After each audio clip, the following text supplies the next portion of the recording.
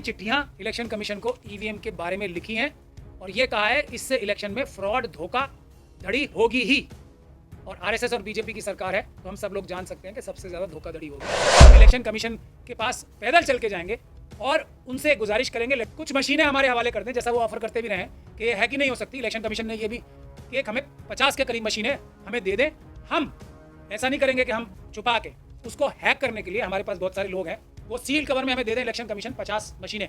हम देश के अलग अलग राज्यों में जाके हर मशीन को 50 में से 50 मशीनों को, जो उनकी सबसे सुरक्षित मशीन है, हैक करके आप लोगों को, जैसे ईमानदार पत्रकारों को बुला के आपके सामने हैक करके आपके सामने उसकी मैनिपुलेशन, उसकी फ्रॉड, उसका फर्जीवाड़ा आपके सामने डिमॉन्स्ट्रेट करेंगे। बांग्लादेश गलत नहीं है कि वो ईवीएम से चुनाव नहीं कराते। ईवीएम से चुनाव कराना एक फ्रॉड फर्जीवाड़ा है। हम ये दुनिया को दिखाना चाहते हैं। हमारे दिल्ली के और देश के सभी ईमानदार और देशभक्त पत्रकारों को इतने शॉर्ट नोटिस पे आने के लिए बहुत बहुत धन्यवाद करता हूं। सबको जय भीम और अस्सलाम वालेकुम। आज का विषय आप लोगों को सबको इनविटेशन से पता लग ही गया होगा। बहुत सारे संगठन इस देश में डेमोक्रेसी को बचाने के लिए फांसीवाद से और झूठे नेताओं से, झूठी सरकारों से सबसे बड़ा जो खतरा मान रहे हैं उसको ईवीएम को मान रहे थे कि ईवीएम से चुनाव होने का मतलब है कि उसमें गड़बड़ होना 100% तय है। गड़बड़ होने के चांस नहीं है 100%, बल्कि गड़बड़ होना 100% तय है अगर कोई पूरी तरीके से ईमानदार सरकार नहीं होगी। 100% ईमानदार सरकार नहीं होगी तो इस सरकार की ईमानदारी के बारे में किसी को कोई शक और शुबे की गुंजाइश होनी नहीं चाहिए। आरएसएस और बीजेपी की ईमानदारी और सच्चाई के बारे में किसी को भी कोई शक और शुबे की गुंजाइश नहीं होनी चाहिए। इन दोनों पार्टी के अलावा भी, इन दोनों संगठनों के अलावा भी देश में कोई भी 100% पॉलिटिकल पार्टी ऐसी नहीं है जो 100% ईमानदारी का दावा कर सकती हो। ये बात एक हकीकत है और इसीलिए डेमोक्रेटिक प्रोसेस होता है चुनाव के ज़रिए, जिससे लोग नाराज़ हैं, जिसकी ईमानदारी से, जिसकी कर्मठता से लोग नाराज़ हों, उसको बदल सकें। तो ये संवैधानिक कॉन्सेप्ट है कि सरकारों को, किसी भी सरकार को डेमोक्रेसी में ईमानदार नहीं माना जा सकता 100%।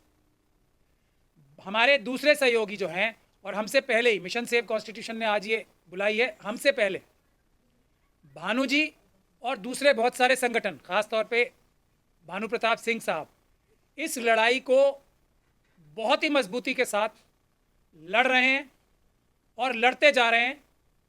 लेकिन देश की जनता और पॉलिटिकल पार्टीज़ जो हैं जागी शायद नहीं थी, आरएसएस और बीजेपी के अलावा, लेकिन अभी जो रीसेंट चुनाव हुए हैं उससे लगता है कि भानु प्रताप सिंह साहब की, मेशराम साहब की और दूसरे संगठन जो हैं उनकी मेहनत शायद अब कुछ थोड़ा थोड़ा रंग ला रही है। सैम पिट्रोडा साहब जो अपने आप में उनकी जो बेसिक क्वालिफिकेशन है कंप्यूटर टेक्नोलॉजी लाने वाले की है, उन्होंने इतना बड़ा बयान दिया है। अभी दूसरी पॉलिटिकल पार्टीज़ भी अब ईवीएम के खिलाफ वही बात बोल रही हैं जो भानु प्रताप जी बहुत दिनों से बोल रहे हैं। हालांकि ये ज़्यादा डिटेल में सब्जेक्ट को समझ के बोल पा रहे हैं और जो अभी लोग बोल रहे हैं वो अभी भी पूरे इस सब्जेक्ट को डिटेल में नहीं समझ पाए। मैं सिर्फ इतना ही कहना बेहतर समझूंगा इस बारे में कि दुनिया की कोई भी बड़ी डेमोक्रेसी, और अमेरिका में नीदर, जहां ये मशीनें सबसे पहले बननी शुरू हुई, जर्मनी में, यूरोप के विभिन्न देशों में ईवीएम एक बार शुरू होकर बंद की गई है कि ये एक ऐसा तरीका है जिसमें धांधली होनी ही होनी है। धांधली करने के चांस नहीं, धांधली होनी ही होनी है। अभी रिसेंटली, अभी बांग्लादेश में अगले महीने चुनाव होने वाले हैं, आप सभी लोगों को पता है। वहाँ भी ईवीएम से चुनाव कराने का प्रपोजल था, उसको मना किया गया है ख़ास तौर पे, और उसको रिजेक्ट करके पेपर बैलेट से हमारा पड़ोसी देश, डेमोक्रेटिक देश, ईवीएम से चुनाव नहीं करा रहा, पेपर बैलेट से चुनाव करा रहा।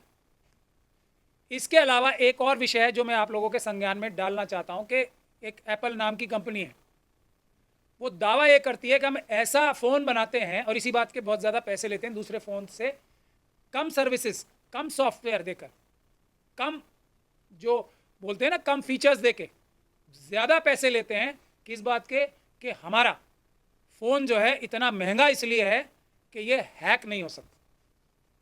अभी कुछ दिनों में पेगासस की जो रिपोर्ट थी ना, एक इंडिपेंडेंट कमीशन जो वर्ल्ड वाइड कमीशन है, उसने ये फैसला करके बताया है कि भारत में जो इजरायली एक सॉफ्टवेयर था पेगासस नाम का, उससे विभिन्न लोगों के फ़ोन हैक किए गए, जिसमें एप्पल का फ़ोन सबसे ज़्यादा हैक किया गया है। जो सबसे सेफ इलेक्ट्रॉनिक कंप्यूटर मशीन है वो सबसे ज़्यादा हैक की गई है, और वो भी हैक हो गई। ये है ईवीएम की सच्चाई कि दुनिया में कोई भी कंप्यूटर ऐसा नहीं बना है, ईवीएम भी एक कंप्यूटर है जो हैक ना हो सकता हो। और ईवीएम में सुरक्षा नाम की चीज़ जो है ज़ीरो है, एक छोटा सा चिप है, ज़्यादा कॉम्प्लिकेटेड चिप नहीं है। वो तो कोई जो कंप्यूटर प्रोग्रामिंग शुरू कर रहा होगा ना बच्चा, पहली क्लास का, पहले सेशन का, वही इस ईवीएम की मशीन को हैक कर सकता है।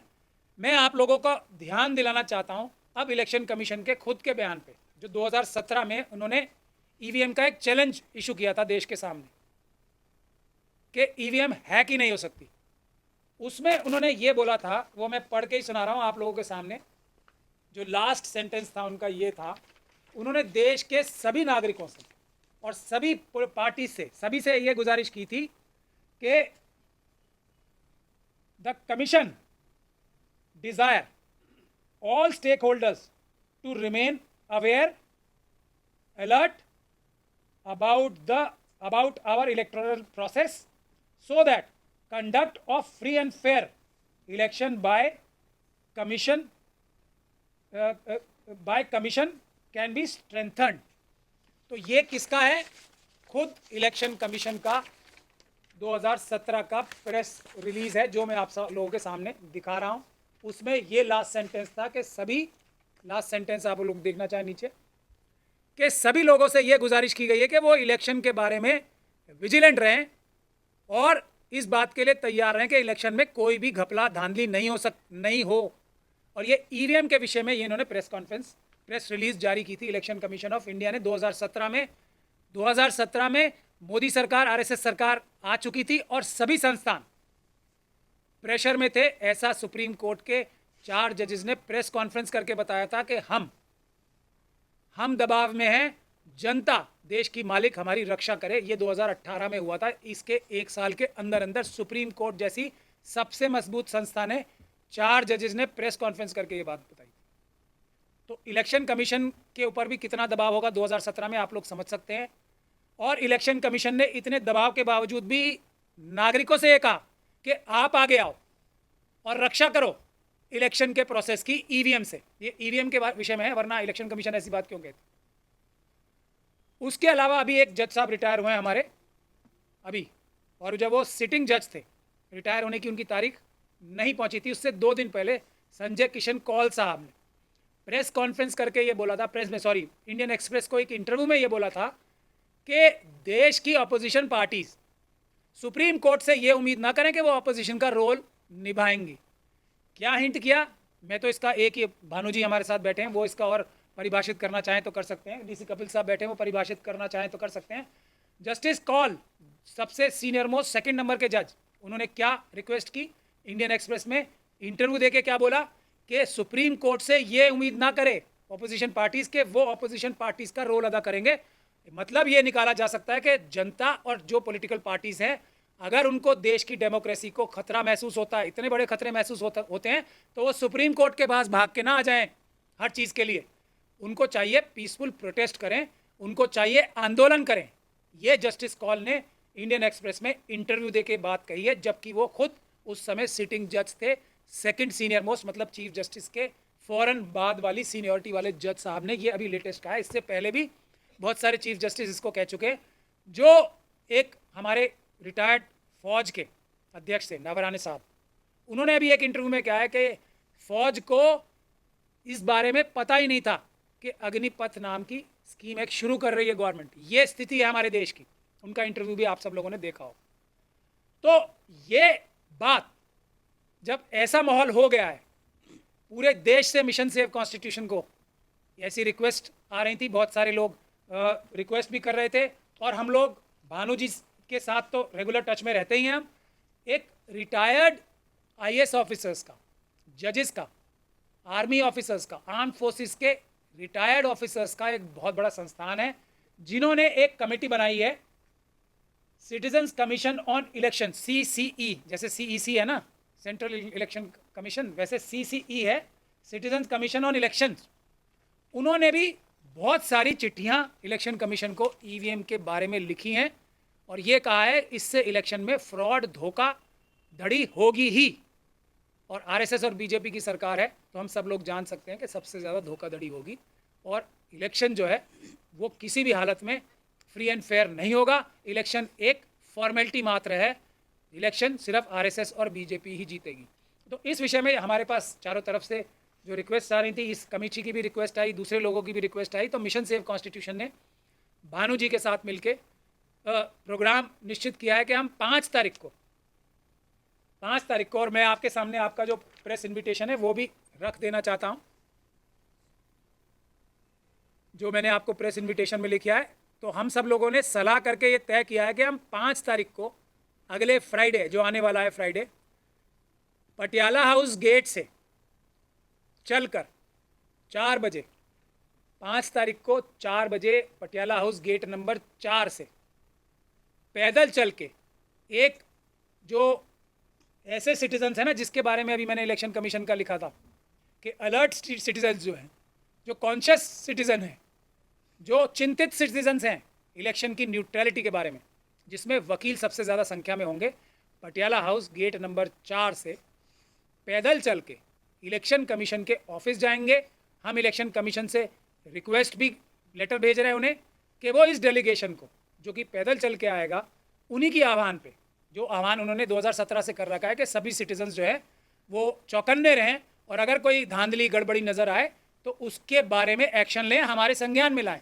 तो इलेक्शन कमीशन के संज्ञान में ईवीएम की धोखाधड़ी, फ्रॉड, जिसको वो अपने ही, जो 2017 में एक और भी प्रेस रिलीज इलेक्शन कमीशन ने जारी की थी जिसमें ये बताया गया था कि इसको हम अपडेट कर रहे हैं, M3 वाला अब ला रहे हैं, ये M3 जो 2017 से आया हुआ है उसको भी अपग्रेड करने की, उसको जो ख़राब हो गए उनको बदलने की, ये इलेक्शन कमीशन के वर्ड्स हैं, मेरे नहीं हैं, कि ये ख़राब हो सकता है, इसको इम्प्रूव किया जाना चाहिए, इसमें एडिशंस की जानी चाहिए, इसमें इसको चेंज करने की भी आवश्यकता होती है, ऐसा वो खुद कह रहे हैं।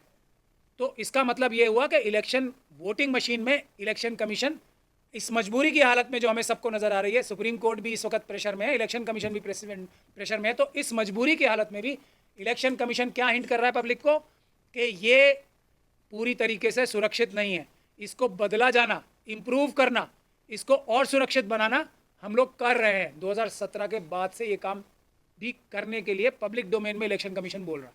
मतलब ये कि सुरक्षित मशीनें नहीं हैं, जनता जागे, तो वो जागी हुई जनता के कुछ नुमाइंदे, बहुत मुट्ठी भर नुमाइंदे, हम इलेक्शन कमीशन के पास पैदल चल के जाएंगे और उनसे गुजारिश करेंगे, लेटर हम लिख रहे हैं उन्हें, कि वो बाहर आके कुछ मशीनें हमारे हवाले कर दें, जैसा वो ऑफ़र करते भी रहे हैं कि ये है कि नहीं हो सकती। इलेक्शन कमीशन ने ये भी, और ये भी मुझे लगता है एक हिंट है उनका, तो हम उनसे निवेदन ये करेंगे कि एक हमें 50 के करीब मशीनें हमें दे दें।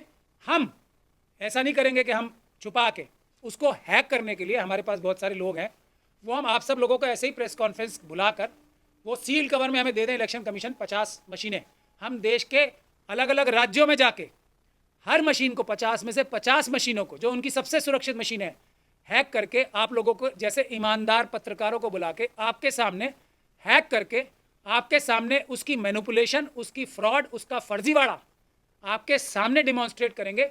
ऐसी हमें उम्मीद है कि इलेक्शन कमीशन हमें इत्मीनान से 50 ये इलेक्शन जो ईवीएम्स हैं, वोटिंग मशीन हमारे हवाले कर देगा।